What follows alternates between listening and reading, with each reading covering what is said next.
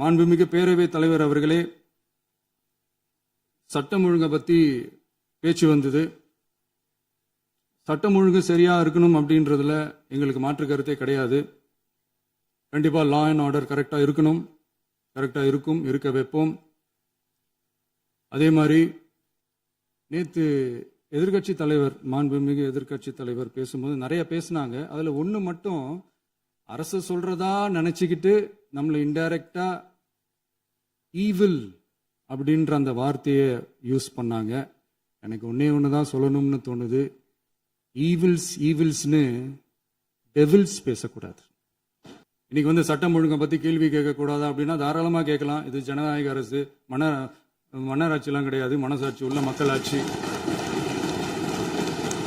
அதனால கேள்வி கேட்கலாம், எல்லாருக்கும் எல்லா உரிமையும் உண்டு. விமர்சனம் செய்யலாம், எல்லாருக்கும் எல்லா உரிமையும் உண்டு. ஆனா நம்ம ஆட்சியில் என்ன நடவடிக்கைகள் எடுத்திருக்கோன்றது தெரிஞ்சுக்கிட்டு அதுக்கேற்ற மாதிரி ஒரு நடுநிலையா பேசுனீங்கன்னா கொஞ்சம் நல்லா இருக்கும். சட்டம் ஒழுங்கை பத்தி யாருக்கு என்ன யோசனை இருந்தாலும், மக்கள் நலனுக்காக யாருக்கு என்ன யோசனை இருந்தாலும் அதை தாராளமாக சொல்லலாம். நம்ம அரசு அது காது கொடுத்து கேட்கும். ஆனா நம்ம அரசினுடைய நிர்வாகத்திறன் அதை பத்தி பேசுறவங்களுக்கு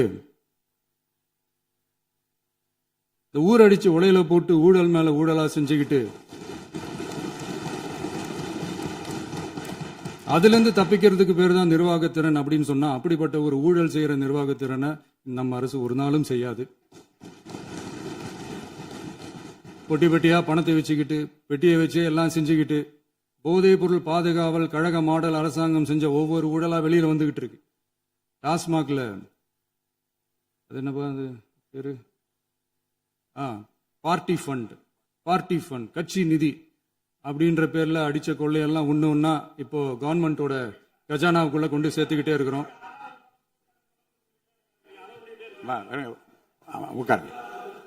மாண்புமிகு முதல்வர்கள் பதிலுரைக்கு பிறகு முதல்வர் பதிலுரைக்கு பிறகு நேரம் தரேன். அப்ப அவங்க பேசட்டும். அவங்கள பேச அனுமதி. உட்காருங்க.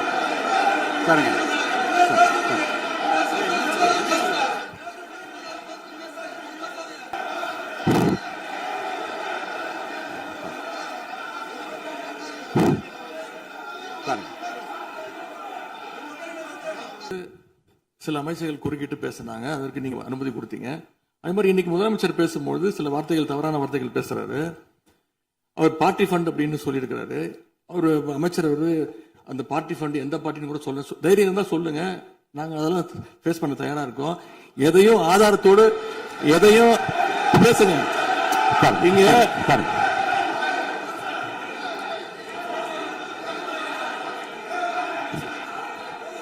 அது மாதிரி பேரவைத் தலைவர் அவர்களே, நேற்று நான் பேசி முடிஞ்சோடனே நீங்க வந்து அவை முடிஞ்சிருச்சுன்னு சொல்லிட்டீங்க.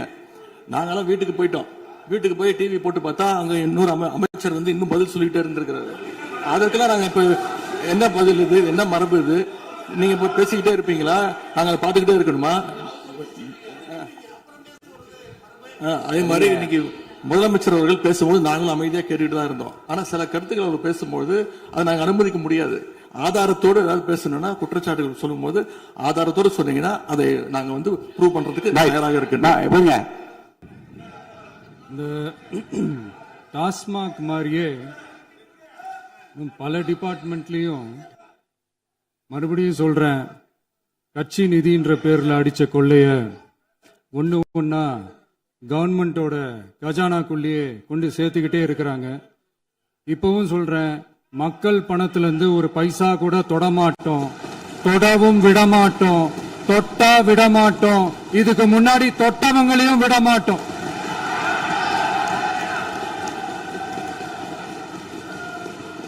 ஒவ்வொரு ஊழலா வெளியில வரும் போலயே, ஒவ்வொரு வேஷமா கலைஞ்சிரும் போலயே இங்க இருக்கிற நிறைய பேரு நடுங்கி போய் இதுல நம்ம மேல அவதூறு வேற. இப்ப புதுசா ஒரு வெப்பன் ஒண்ணு கொண்டு வந்திருக்காங்க. அது என்ன தெரியுமா? அவங்க தயவால தான் நம்ம ஆட்சி நடக்குதான். மக்கள் தயவால இந்த ஆட்சி நடந்துகிட்டு இருக்கு. மனசாட்சி உள்ள சக்திகளோட ஆதரவால இந்த ஆட்சி நடந்துகிட்டு இருக்கு. நாங்க தான் அனுப்பி வச்சோம் அப்படின்றாங்களே. அனுப்பி வச்சவங்களுக்கு மினிஸ்ட்ரியில இடம் கொடுத்தா ஏன் கதறீங்க? ஏன் இவ்வளவு கோபம்? ஏன் இவ்வளவு கதறல்ஸ்? இதுல இன்னொரு முக்கியமான விஷயம், மார்க்சிஸ்ட் கம்யூனிஸ்ட் கட்சி நமக்கு ஆதரவு கொடுத்தது சுயேட்சையா எடுத்த முடிவுன்னு சொல்றாங்க. அதே மாதிரி இந்திய கம்யூனிஸ்ட் கட்சி நமக்கு ஆதரவு கொடுத்தது சுயேட்சையா எடுத்த முடிவுன்னு சொல்றாங்க. இதுல எங்க இருந்து நாங்க தான் அனுப்பி வச்சோம்னா புரியலையே. மக்களுக்கு நல்லா புரியும், எல்லாத்தையும் தெளிவா பார்த்துக்கிட்டு இருக்கிறாங்க.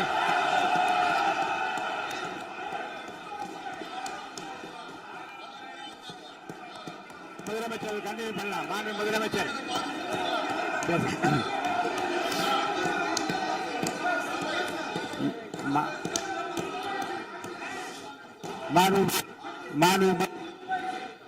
மாண்பு முதலமைச்சர் கண்டினியூ பண்ணலாம். நீ கண்டினியூ பண்ணலாம்.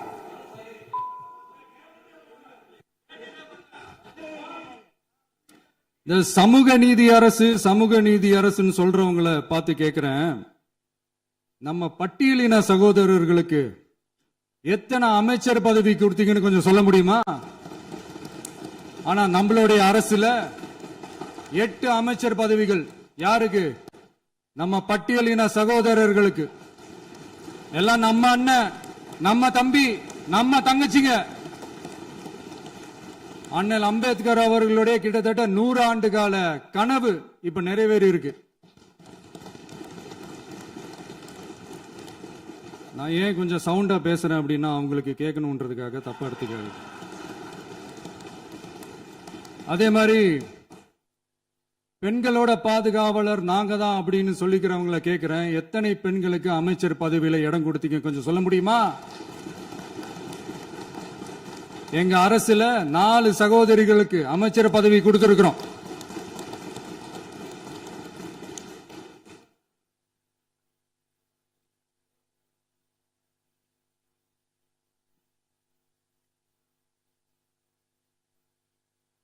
அதனால மக்களால் நிராகரிக்கப்பட்டு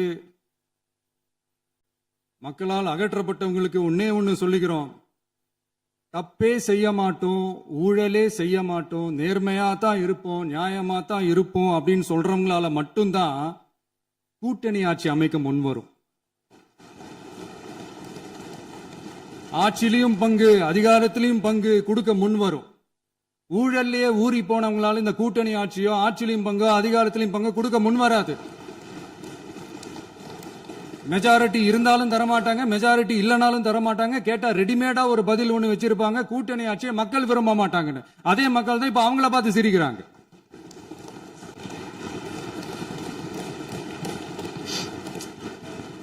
அவங்க இருந்திருந்தா ஒரு ஆக்ஷன் பண்ணணும்னு எனக்கு தோணுச்சு.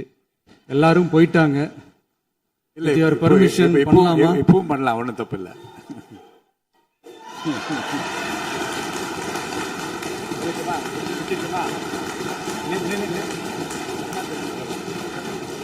யார் சொல்லுங்க?